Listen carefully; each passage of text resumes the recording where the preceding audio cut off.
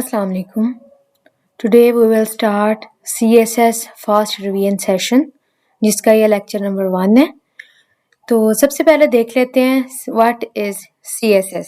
CSS stands for cascading style sheets, जो कि हमारा एक डॉक्यूमेंट होता है, हमारा HTML का कोड होता है, उसको कलर देने के लिए, उसको स्टाइल देने के लिए और उसको उसकी लेआउट अच्छी बनाने के लिए, उसको इंटरेक्टिव बनाने के लिए, तो उसके लिए CSS की लैंग्वेज यूज़ होती है।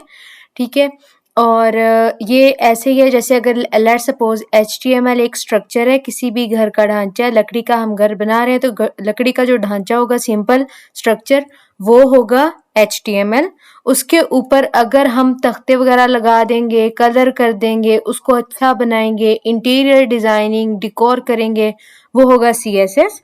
और अगर उसकी मूवमेंट होगी, उसके अंदर कोई भी फंक्शनैलिटी होगी, वो होगा जावास्क्रिप्ट से। ठीक है, अभी फ़िलहाल हम CSS कर रहे हैं, तो ये क्या होगा, उसके ऊपर रंग करना, उसको अट्रैक्टिव बनाना ताकि उसके साथ यूज़र इंटरेक्ट कर सके, तो ये हम CSS के थ्रू कर सकते हैं। CSS में कॉमन यूजेस उसके ये होते हैं: styling text and fonts, creating layouts and grid system, visual effects को डिज़ाइन करता है, एनिमेशंस लगाता है, HTML के एलिमेंट्स को कस्टमाइज करता है, उनके अपीयरेंस को इन्हेंस करता है।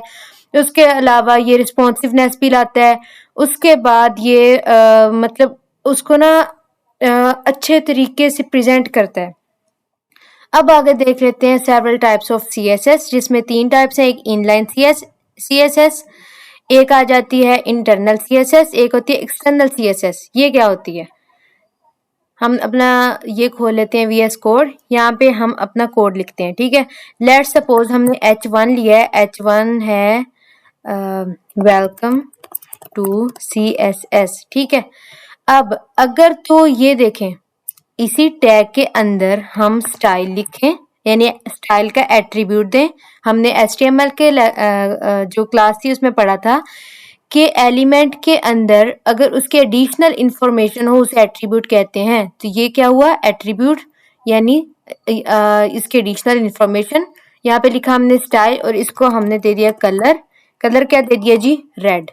अगर हम इसके आउटपुट देखें तो ये देखें कलर रेड हो गया। ठीक है, अब ये कौन सी हुई, ये हुई इन लाइन, इन यानी इन लाइन। ठीक है, के लाइन के अंदर ही उसको कर दिया। दूसरी आ जाती है जी इंटरनल। इंटरनल मतलब written directly in the HTML document using the style tag. अब ये क्या करते हैं, इसको करते हैं, ये जो है ना हमारा हेड सेक्शन है। ठीक है, और ये है बॉडी। तो हेड सेक्शन में हम करते हैं स्टाइल, स्टाइल का टैग लगाते हैं, उसमें फिर एलिमेंट को पकड़ते हैं, इसको कलर दे देते हैं रेड। ठीक है, ये वाला भी इरेज कर देते हैं, या फिर हम और एक लिख लेते हैं H2।